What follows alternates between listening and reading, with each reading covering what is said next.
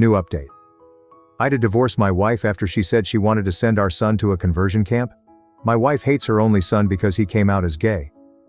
Story 1. So, this is a pretty heavy situation, and I'm really confused and disgusted NGL cause I never thought my wife was like this. My wife, 44-year-old female, and I, 45-year-old male, have been married for 14 years. We have 2 kids, a 16-year-old son, let's call him Noah, and a 12-year-old daughter. We've had our fair share of disagreements over the years, of course, but things have generally been smooth between us.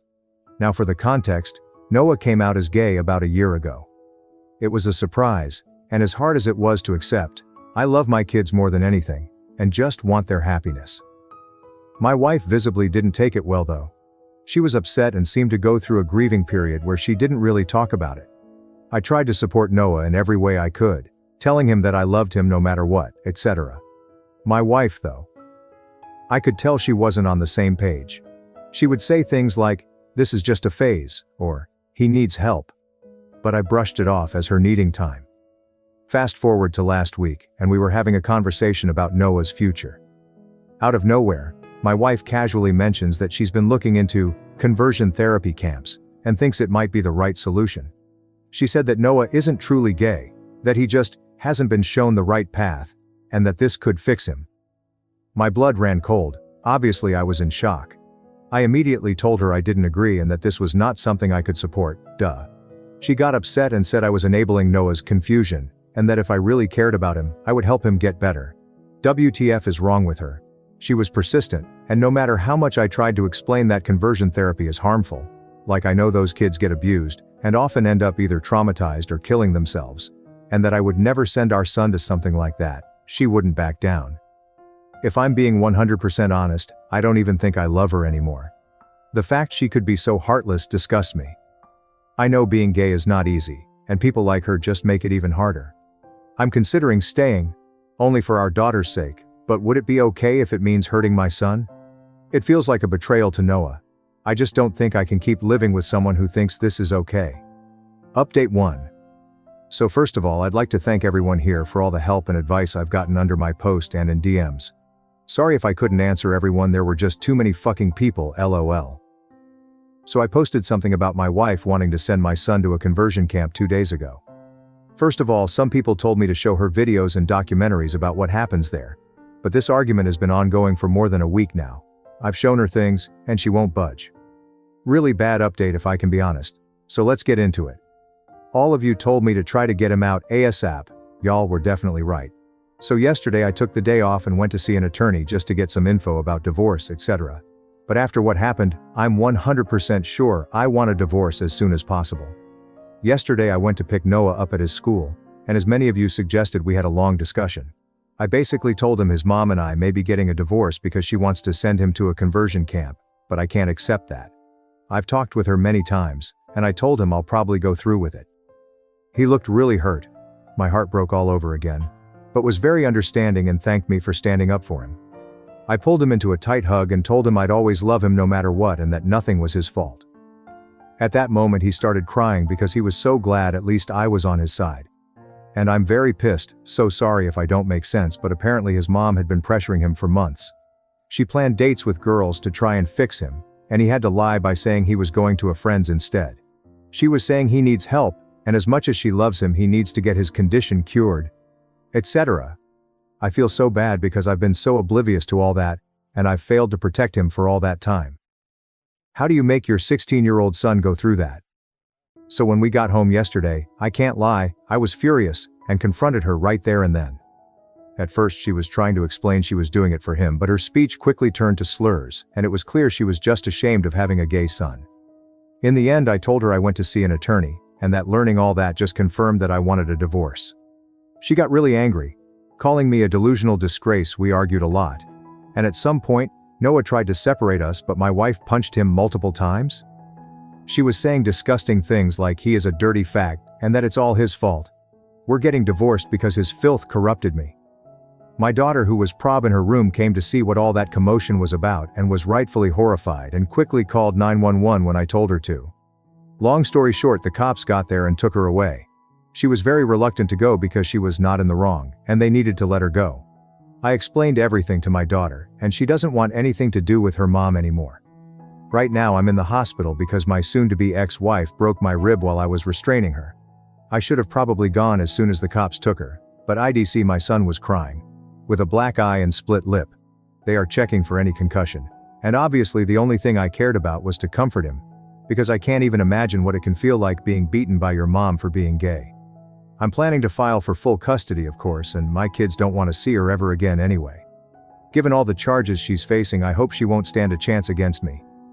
I just sent a mail to my attorney, and I hope the procedures will be fast. I've also thought of getting CPS involved, but I'm not sure they will really help. Like, I cannot understand how you can grow so resentful of your own kid, because of something they can't control.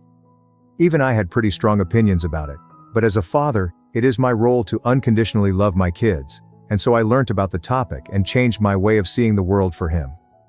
It took some time grasping it, but I never doubted one sec the love I have for my child. I thought it was the same for my wife. Visibly not. Update 2. So, a little over 2 weeks ago, I posted about my soon-to-be ex-wife putting both my son and me in the hospital, because he is gay. First of all, I'd like to thank everyone for the support and advice we've received. The kind words were overwhelming. To all the trolls saying this is fake, God knows I wish it was. Maybe I didn't make much sense because I was extremely shaken, so I apologize if that's the case. Now for the update. It's been difficult ever since, but don't worry, this is not a bad update. First of all, I was able to get an emergency custody order.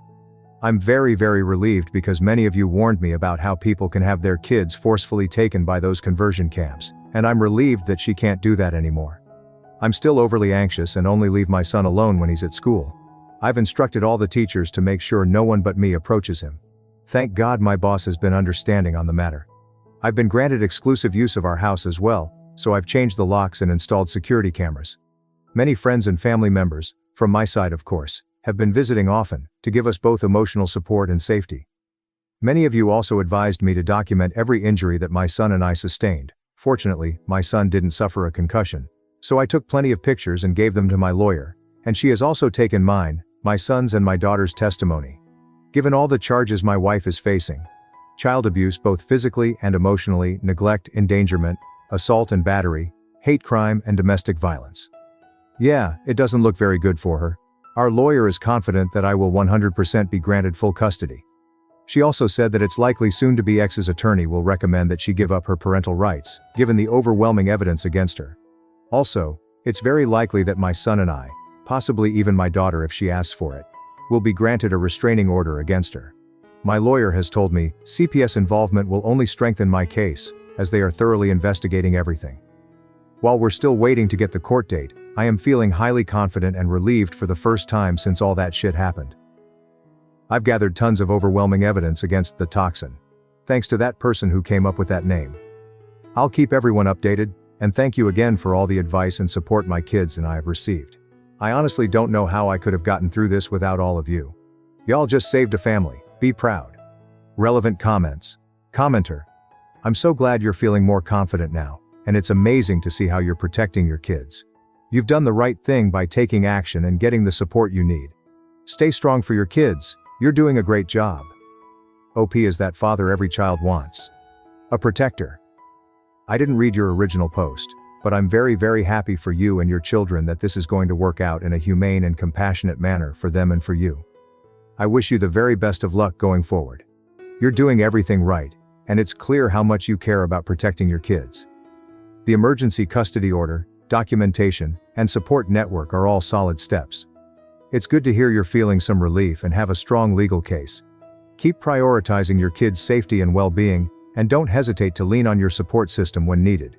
You're handling an unimaginable situation with strength, wishing you and your family continued progress and peace. Commenter. I am so happy for you and your son and daughter that this is turning out in your favor. That being said, I am so sorry that you all had to go through this. I've been following your story since the very first post and I've commented on almost every post. And I just have to say, as the chosen mom of so many queer kids, you're the parent they all wanted. The one who stood by them and stood up for them, and so many of them didn't get even a single parent who did that. So I am just so proud of you. I'm actually crying while I'm writing this. because I'm just thinking of all my kids and the ones I call my kids who have no one besides their chosen family to love them unconditionally. Thank you for being what a parent is supposed to be. And thank you for putting your son first. And just thank you for accepting him as he is. I hope that you are a beacon of acceptance to other parents whose kids will eventually come out. And I hope that you're a safe place for any other kids in your area we need a parent figure to come out to. Story 2. Eta, for telling off a friend of a friend at her birthday dinner after she said I looked racist. So my friend wanted to have a birthday dinner, and she invited her other friends who I was meeting for the first time. Keep in mind that me and the girl in this situation are both POC but of different races. Anyway, my friend goes to the bathroom, and I and this other girl are having a conversation. Then she was like, I just have to say, you kinda look like you are racist and that you only like people of your culture. Are you? I was like, WTF, what kind of question is that? And why would you think that on the basis of looks? That is so stupid and ignorant. I have been the victim of racism so many times. Why would I go on to be racist TF?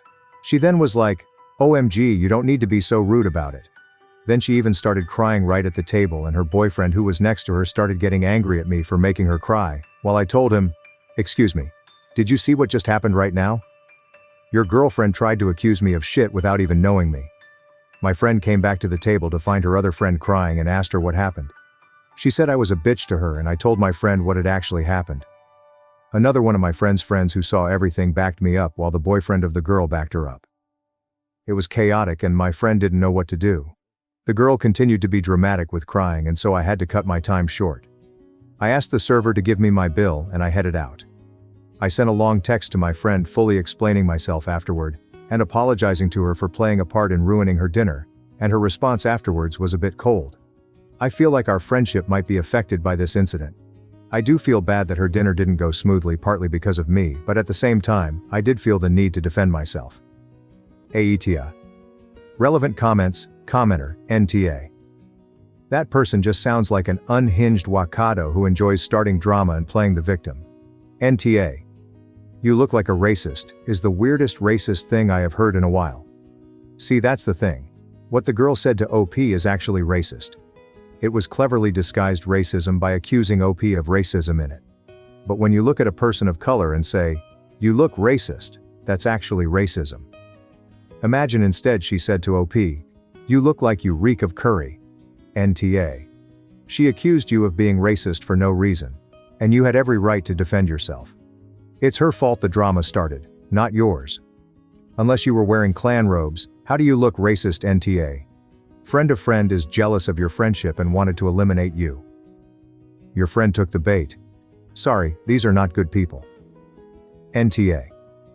I have two simple rules. Anyone who wants to prove a point during a discussion and they start a sentence with, I feel that, is a waste of my time. What follows that phrase is always bullshit. Women who weaponize their tears for sympathy during a discussion are not worth wasting a second of my life on. Your mistake was the way you responded. Here is the response you should have used. No, I am not racist. You look like a bitch. Are you? Note. Of course, I don't believe this ever actually happened, but it's a cute conversation starter. Reddit will eat it up. Story 3. Ita for uninviting my parents to my wedding, after my mom said my fiancé wasn't eager to marry me and told me I can't wear white. I am a 30-year-old female. I got engaged a few weeks ago and am incredibly excited. We actually already have a beautiful, happy, and inquisitor 4-year-old daughter together. We've been living together since my daughter was born, and have been together for 7 years now. So it already feels like we're married, but we want to make it official before we start trying for our second. I met my fiancé Joey, 33-year-old male, in my first year of law school. We started dating, and in the fall of my last year of law school, I found out I was pregnant. I was only 25 at the time, was getting ready to start my career, and wasn't married or engaged, so it was a terrifying experience. Luckily, Joey was supportive of me. He said he'd respect whatever decision I made and that he'd support me no matter what. His parents were terrified and definitely thought I should get an abortion when we first told them, but they were also kind and understanding. Initially, I was going to terminate the pregnancy and went to the clinic twice, but I couldn't go through with it. I come from an ultra-conservative Christian family, and my mom especially doesn't think people should have sex before marriage. My two older sisters got married in their early 20s and are now stay-at-home moms. I'm the only sister who graduated from college, is no longer religious, and has career goals. When I told them I was pregnant, my parents were devastated. My mom cried, called me used goods, and asked how I could allow this to happen. They said Joey and I needed to get married since we were having a child together, and I explained that we didn't want to rush into that. My mom called me selfish and said neither of us was putting our baby first. They didn't speak to me until my baby girl was born because they were so upset that I got pregnant outside of wedlock and then didn't marry Joey before the baby arrived. I see them a few times a year and they certainly love my daughter, but I'm definitely a huge disappointment to them. My future in-laws, on the other hand, were extremely kind and helpful during the pregnancy. They helped cover my medical care and even rented an apartment for me and Joey to live in after the baby was born, since we didn't start work for a few months after we graduated. While I was studying for the bar exam, Joey's mom did a ton of babysitting and was always there to help if I needed a few hours to myself. I'm so grateful to them and feel even closer to Joey's mom than to my own at this point. When we told Joey's parents about the engagement, his mom cried and said how happy she was for us and our daughter. She also said she was so proud of us because we stuck together and made the most of things when life didn't go as we planned. She offered to help with the wedding, but we said we wanted to pay for it ourselves. We want a very small ceremony with our immediate families, a few close friends, and our daughter. We really want it to be about celebrating our family and our little girl and don't need a huge ceremony. I told my parents the news last night since we got into town for Thanksgiving, and they didn't seem excited. My mom asked if we were having a religious ceremony, and I said no. I explained that we wanted a small, low-key wedding and that we were just eager to get married and make it official. My mom then turned to my fiancé and said he clearly wasn't too eager, since he got me pregnant and lived with me for 4 years before asking me to marry him. Joey explained that he'd known he wanted to marry me for years, but we were focused on our daughter, our careers, and getting our loans paid off and have been treading water since we graduated from school. My mom then told him that she'd ruined her dreams of her daughter getting married since the event had been spoiled now that we'd been living together and already had a child. She told me I couldn't, in conscience, wear white to my wedding since I'm not a virgin and have continued to sacrifice my purity. Typically I laugh off my mom's comments, but I started crying. I told my mom that I've tried my best in life and don't need her constant judgments. My mom said I'm clearly ashamed of my life choices and that's why I'm crying. I asked how anyone could be ashamed of my life choices when I have such a beautiful little girl. My mom said that we should have gotten married years ago for our child, and that we're clearly not committed to her or each other. I told my mom that I no longer want her at my wedding because she's been nothing but cruel since I got pregnant, and I only want people who love and support us at the celebration. My dad said he wasn't going if my mom wasn't included, and I said that was fine with me. I cried myself to sleep, and Joey was furious that my mother was treating me so terribly. He also told me that he called and asked for my dad's permission before he proposed, and my dad was rude. He said that he'd say no if it weren't for the fact that we have a child together. He also accused Joey of using me for sex, not stepping up for our daughter and marrying me sooner. Joey didn't want to upset me, but he thought it was relevant in light of the fact that my parents clearly weren't warming up to the situation. Needless to say, he doesn't blame me for not wanting them at the wedding, and he feels uncomfortable having them there too after all the comments they've made. This morning I got a call from one of my older sisters. She told me I broke our mother's heart again, and I'd be cruel not to include her in the wedding. She also said Mom has loved and supported me and my daughter even though she strongly disagrees with my life choices. My sister says I've made my own choices, and I can't expect everyone to like and agree with them, but family is family and I should include my mother. She also said that if my parents aren't included, she won't be there either. Ita? Relevant comments. Commenter. NTA. You can tolerate whatever you like, but I hope you aren't going to expose your little burden of sin to these judgmental AHs. OP. They're actually very sweet to my daughter and never say anything rude to her. I'm worried about continuing the relationship if they're going to make similar comments to her about her life choices when she gets a little older. Your daughter is on the edge of awareness, body language, snide, or sarcastic remarks. They may look sweet, but your daughter will see how they talk to you and how they treat the other grands, and she will feel the difference. OP. This is good advice. It's funny because if anything, I think my mom favors my daughter. I think they truly feel we failed her by not getting married right away, and that she's not as loved as my sister's kids, which is 100% not the case. Tell her if she really believes in Jesus, then she should know he forgives. Why the hell can't she? They never say anything awful in front of you. Your parents aren't safe people for you to be around, and they sure as shit aren't safe people for your daughter to be around. They will. Don't think they won't. Girl, have a ceremony with those who love and support you and Joey. Your parents are never going to appreciate your accomplishments because they are untraditional. You didn't fall in line like your sisters. Go live your best life with your family. Your parents and sisters are secondary players in your life now. Best to you. Update me. They aren't sweet to your daughter. They belittle her mother and promise you your daughter is aware of that. If you think not, you're not giving your daughter enough credit. Something that snapped me out of letting my family abuse me was thinking about if I would treat my hypothetical child how my parents treated me. I instantly realized how sick their behavior was. OP. She's only 4, and they don't say these things around her. To their credit, they've been judgmental of me, but they've done nothing but love and praise my daughter since she was born. I still don't think it's a good environment, especially when she gets older and doesn't fall in line. Story 4. Eta for telling my mom she won't be able to see my daughter for 2 months after she's born if she calls my wife to complain about her birth plan again. My wife is currently 7 months pregnant with our daughter. The first time she was pregnant, she went into premature labor and had a stillbirth. It was a devastating experience for both of us, especially my sweet wife. She's finally getting excited about this pregnancy, but there is a part of her that is afraid to get her hopes up in case something goes wrong. She asks me several times a day if I think something will happen, and has been having nightmares about having another stillbirth. Luckily, her doctor says everything is going well so far, and I'm confident everything will work out okay this time. My wife and I are from the same town, but live around 9 hours driving distance from our families. Right now, the plan is for my wife's mother to drive up once my wife goes into labor.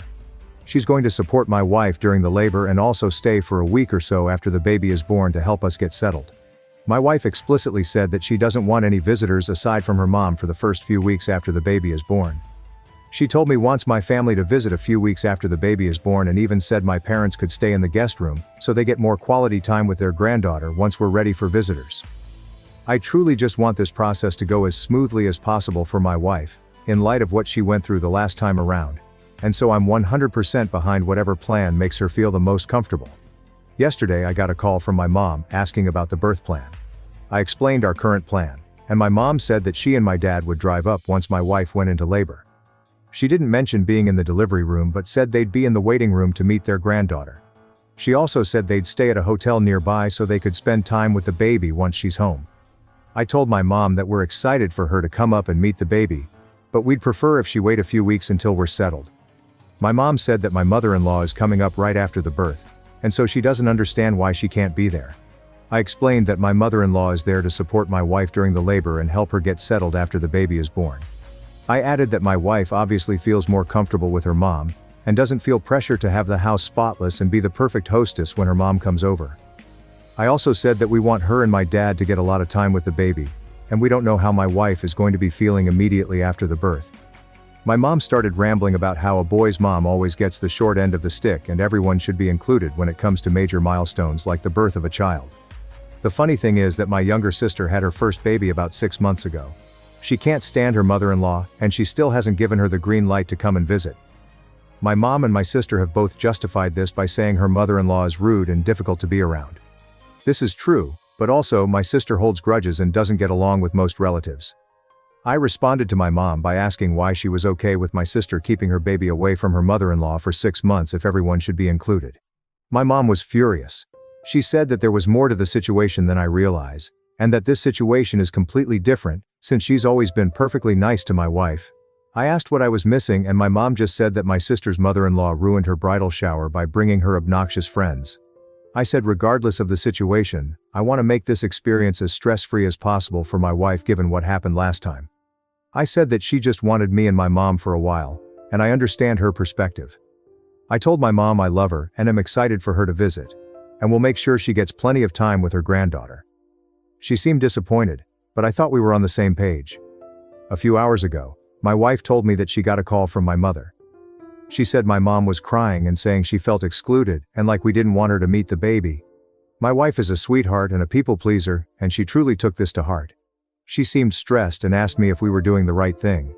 I told my wife I wanted her to feel as comfortable as possible and that I'd deal with my mom moving forward. I was furious, to say the least. The stress isn't good for my wife, and she's already under a lot of it because of her fears that history will repeat itself. I called my mom back and told her that if she calls my wife about the situation again, she won't get to see the baby for 2 months. I said I'd add a month for every call after that. I meant this kind of as a joke, but I was being serious that she can't be putting this stress on my wife right now. My mom said we were excluding her and my father and that they raised me better than this. My dad called and said I was wrong to give my mom an ultimatum and punish her for expressing her feelings. He said that I was using time with the baby as a form of control. I explained that I want them to have a good relationship with my kid, but I desperately don't want any extra stress on my wife right now. My dad says I owe my mom an apology for saying I'll add months to the wait time every time she speaks to my wife about the birth plan. I disagree. Ita. Relevant comments. Commenter. NTA. This happened with my mother-in-law. She showed up unannounced from across the country when I was on bed rest at 28 weeks with a twin pregnancy. Stressed me TF out and made my preterm labor worse because she did nothing to help. Just criticized our decisions. We asked her to visit other local families instead, because my mother was coming to help, and we didn't have room for both. She was so offended that she went NC with us, and 28 years later, has never met her grandchildren. Her choice, not ours. Wow, fuck her LM Fow. I'm so glad she took the decision off your plate and went NC before you had to. What a spiteful turd.